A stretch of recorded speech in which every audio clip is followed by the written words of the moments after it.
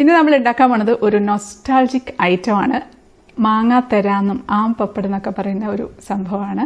ഇത് പണ്ടത്തെ ജനറേഷനിലുള്ളവർക്കൊക്കെ അറിയായിരിക്കും. ഭയങ്കര നൊസ്റ്റാൾജിയാണ് ഈ ഒരു സംഭവത്തിന്.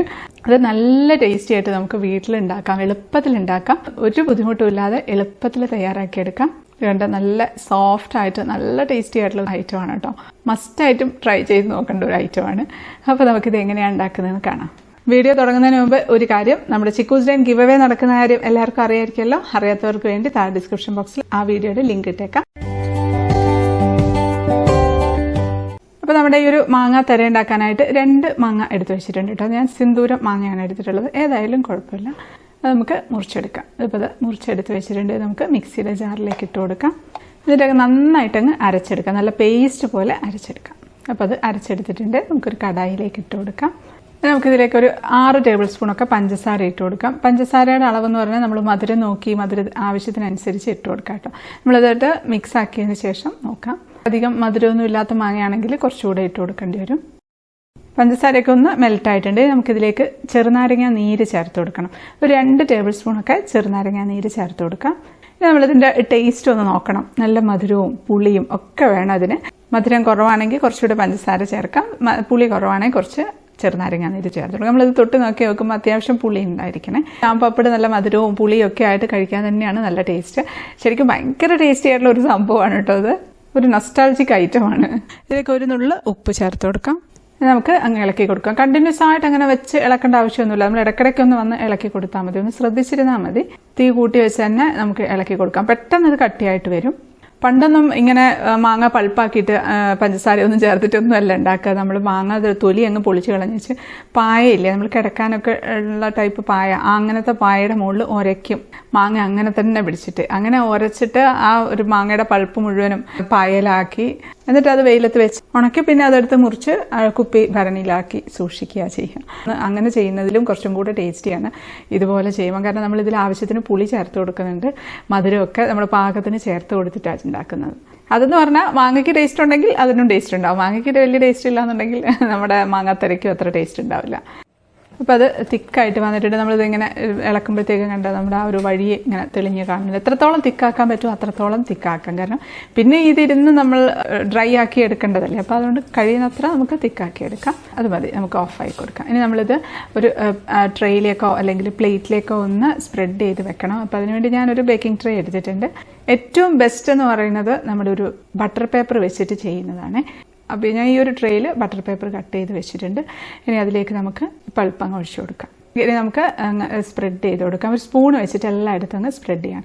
വളരെ തിന്നായിട്ടും ചെയ്യാം, കട്ടിയോടെയും ചെയ്യാം, എങ്ങനെ വേണമെങ്കിലും ചെയ്തെടുക്കാം. പക്ഷെ എനിക്ക് കുറച്ചുകൂടെ നല്ലതായിട്ടും ടേസ്റ്റി ആയിട്ടും തോന്നിയിട്ടുള്ള കുറച്ച് തിക്നെസ്സോട് കൂടി ചെയ്യുമ്പോഴാണ്.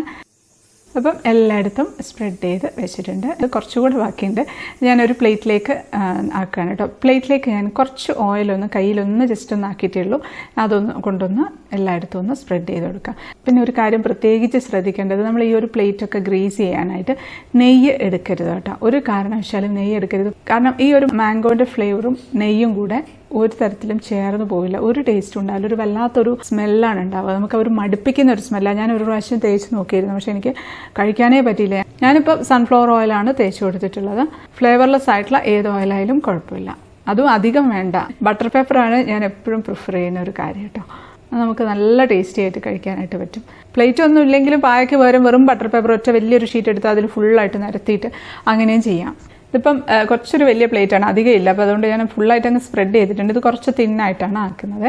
ഇനി നമ്മൾ നല്ല ഡ്രൈ ആക്കി എടുക്കണം. ഡ്രൈ ആക്കി എടുക്കാനായിട്ട് നമുക്ക് ഇത് വെയിലത്ത് വെച്ചിട്ടാണ് കേട്ടോ ഉണക്കി എടുക്കുന്നത്. ഞാൻ മുറ്റത്ത് കൊണ്ടുവെക്കുകയാണ്. ഒരു കൊട്ട പോലത്തെ എന്തെങ്കിലും ഉണ്ടെങ്കിൽ വെച്ച് അടച്ചു വെച്ച് കൊടുക്കാം. ഇതിപ്പോൾ ഇതുപോലത്തെ സിമെൻറ്റിൻ്റെ തറയാണെങ്കിൽ ബെസ്റ്റാണ്. കാരണം അടിയിൽ നിന്നും ചൂട് കിട്ടും, മുകളിൽ നിന്നുള്ള ചൂടും ഉണ്ടാവും.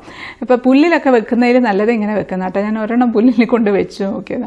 പക്ഷെ അത് കുറച്ച് കൂടുതൽ സമയം എടുക്കും. കാരണം പുല്ലിൻ്റെ അടിഭാഗത്ത് അങ്ങനെ ചൂട് കിട്ടില്ലല്ലോ. സിമെൻറ്റ് തറയാണെങ്കിൽ പെട്ടെന്ന് ഒരു ദിവസത്തിനുള്ളിൽ തന്നെ നമുക്കിത് സെറ്റായിട്ട് കിട്ടും. ഇപ്പോൾ ഞാനൊരു 1.5 ദിവസം വെച്ചിട്ടുണ്ട് കേട്ടോ. ഒരു ദിവസം വെച്ചപ്പോൾ തന്നെ നന്നായിട്ട് തിക്കായി. പിന്നെ ഒന്നും കൂടെ ഒരു സമാധാനത്തിന് ഉച്ച വരെ പിറ്റേ ദിവസവും കൂടെ വെച്ചിട്ടുണ്ടായിരുന്നു. നമുക്കിതങ്ങ് എടുക്കാം. ആ ബട്ടർ പേപ്പർ അങ്ങ് പൊക്കി അങ്ങ് എടുത്തിരുന്നാൽ മതി. നമുക്കിതങ്ങ് കമത്തിയിട്ടിട്ട് അങ്ങ് ബട്ടർ പേപ്പർ അങ്ങ് പതുക്കെ അങ്ങ് വലിക്കുമ്പോഴത്തേക്കും അങ്ങ് ഇളകി അങ്ങ് വരും. വെയിലില്ലാത്ത ഒരു ഫ്ലാറ്റിലൊക്കെ താമസിക്കുന്നവർക്ക് വെയിലുണ്ടാവില്ലല്ലോ. അപ്പോൾ അങ്ങനെയുള്ളവർക്ക് വേണമെങ്കിൽ നമ്മൾ ഓവനിൽ വെച്ചിട്ട് ഒന്ന് ജസ്റ്റ് ഒന്ന് ചൂടാക്കി എടുക്കാം. ഇല്ലെങ്കിൽ നമ്മുടെ ഓവൻ സെറ്റപ്പിലുണ്ടല്ലോ, ലോ ഫ്ലെയിമിൽ ഒരു 10-15 മിനിറ്റ് വെച്ചിരുന്നാൽ മതി. ശ്രദ്ധിക്കണം കരിഞ്ഞു പോകുന്നുണ്ടോയെന്ന്. അതിനുശേഷം നമ്മൾ തുറന്ന് നമ്മൾ കിടക്കുന്ന സമയത്തൊക്കെ ആണെങ്കിൽ ഫാനിൻ്റെ ചോട്ടിൽ അവിടെ തന്നെ അങ്ങനെ വെച്ചിരുന്നാൽ മതി. അപ്പോൾ ആ ഒരു അതുകൊണ്ട് അതിൻ്റെ മോയ്സ്ചറൊക്കെ അങ്ങ് പോയിട്ട് ഡ്രൈ ആയിട്ട് വരും. അത്രയേ ഉള്ളൂ അതിൻ്റെ ആവശ്യം. അല്ലാണ്ട് ഇപ്പോൾ വെയിൽ തന്നെ വേണമെന്നൊന്നുമില്ല. ഇപ്പോൾ പിന്നെ ഇവിടെയൊക്കെ ആകുമ്പോൾ നല്ല ചൂടുണ്ട്. ചൂടൊന്നും ഇല്ലാത്ത സ്ഥലത്തൊക്കെ ആണെങ്കിൽ കുറച്ച് കൂടുതൽ സമയം എടുക്കും ആയി വരാനായിട്ട്. കണ്ട ബട്ടർ പേപ്പറിലൊന്നും പറ്റി പിടിച്ചിട്ടൊന്നുമില്ല. നമുക്കിത് കട്ട് ചെയ്തെടുക്കാം. നമുക്ക് കട്ട് ചെയ്തിട്ട് ഇതുപോലെ നമുക്ക് ഒന്ന് റോൾ ചെയ്തിട്ട് വേണമെങ്കിൽ സൂക്ഷിക്കാം. നല്ല ഭംഗിയില്ലേ കാണാനായിട്ട്? ഭയങ്കര ടെംപ്റ്റിംഗ് ആണത്. ഇപ്പോൾ കുറേ ആയി ഞാനിത് കഴിച്ചിട്ട് ഭയങ്കര ഇഷ്ടമുള്ളൊരു സംഭവം ഇത്. സത്യം പറഞ്ഞാൽ ഇതിനെ പറ്റി മറന്നേ പോയിരുന്നു. അപ്പോൾ ഇപ്പോൾ കുറച്ച് മാങ്ങ കിട്ടിയപ്പോൾ പെട്ടെന്ന് ഓർമ്മ വന്നതാണ് ഇതൊന്ന് ഉണ്ടാക്കാമെന്ന് വിചാരിച്ചു. ഇപ്പോൾ 2 എണ്ണം ഞാൻ റോൾ ചെയ്ത് എടുക്കുന്നുണ്ട്. അടുത്തത് നമുക്ക് സ്ക്വയറായിട്ട് ഇതുപോലെ കട്ട് ചെയ്തിട്ടും വേണേൽ വെക്കാം. നമ്മൾ ആദ്യം ഒഴിച്ചത് ഈ ഒരു തിക്നെസ്സിലാണ് ഉള്ളത്. ഈ ഒരു തിക്നെസ്സാണ് നമുക്ക് കഴിക്കാനൊരു ടേസ്റ്റ്. മറ്റേത് കുറച്ചൊരു റിച്ച് ഫീലിംഗ് ഉണ്ടാവും. മറ്റേതാകുമ്പോൾ തീരെ അങ്ങോട്ട് തിന്നായിട്ടൊരു സുഖം ഉണ്ടാവില്ല കഴിക്കാൻ. എന്നാലും കുഴപ്പമൊന്നുമില്ല, ടേസ്റ്റൊക്കെ ഉണ്ടാവും. നമുക്കതൊന്ന് ടേസ്റ്റ് ചെയ്ത് നോക്കാം. നല്ല സോഫ്റ്റാണ് കേട്ടോ, മുറിഞ്ഞിങ്ങ് വരുന്നുണ്ട്.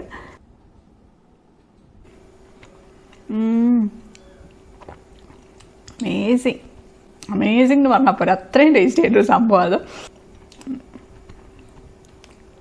കഴിച്ചുകൊണ്ടേ ഇരിക്കാൻ തോന്നുന്നത്. ശരിക്കും പറഞ്ഞാൽ ഇതിപ്പോൾ തന്നെ ഞാൻ തീർക്കും. അത്രയും ടേസ്റ്റി ആയിട്ടുള്ളൊരു ഐറ്റമാണ് ഇത്. നമ്മൾ ഇത്രയും നല്ല ഞാൻ കുറച്ച് കൂടുതൽ മാങ്ങ വാങ്ങിച്ചിട്ട് കുറച്ച് കൂടുതലായിട്ട് ഉണ്ടാക്കി വെക്കണം ചിക്ക് വരുമ്പോഴത്തേക്കും. അതും കൂടെ ചെയ്തിട്ട് ഇട്ടാലോ എന്നൊക്കെ വിചാരിച്ചു. പക്ഷേ ഇതിപ്പം മാങ്ങയുടെ സീസണൊക്കെ കഴിഞ്ഞു പോകില്ലേ. അപ്പോൾ അതുകൊണ്ട് ഞാനിത് പെട്ടെന്ന് തന്നെ ഞാൻ ഇടുകയാണ്. വീഡിയോക്ക് വേണ്ടി ചെറിയൊരു ക്വാണ്ടിറ്റി കാണിച്ചതാണ്. ശരിക്കും അടിപൊളി ടേസ്റ്റ് കേട്ടോ.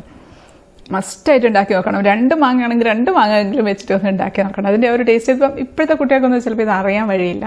പണ്ടത്തെയൊക്കെ ജനറേഷൻ ഉള്ളവർക്കാണ് ഇതിൻ്റെ ആ ഒരു ടേസ്റ്റും ആ ഒരു നൊസ്റ്റാൾജിക് ആയിട്ടുള്ളൊരു ഫീലിംഗും ഒക്കെ അറിയാൻ പറ്റുന്നത്. ശരിക്കും ഇങ്ങനെ കഴിച്ചുകൊണ്ടേയിരിക്കും. നമ്മളിപ്പോൾ ഫുഡൊക്കെ കഴിച്ച് കഴിഞ്ഞിട്ട് മധുരമൊക്കെ ഒന്ന് കഴിക്കണം തോന്നില്ലേ, അപ്പോൾ എടുത്ത് കഴിക്കാം. നമ്മൾ അടുത്ത സെറ്റും കൂടി ഒന്ന് എടുക്കുകയാണ്.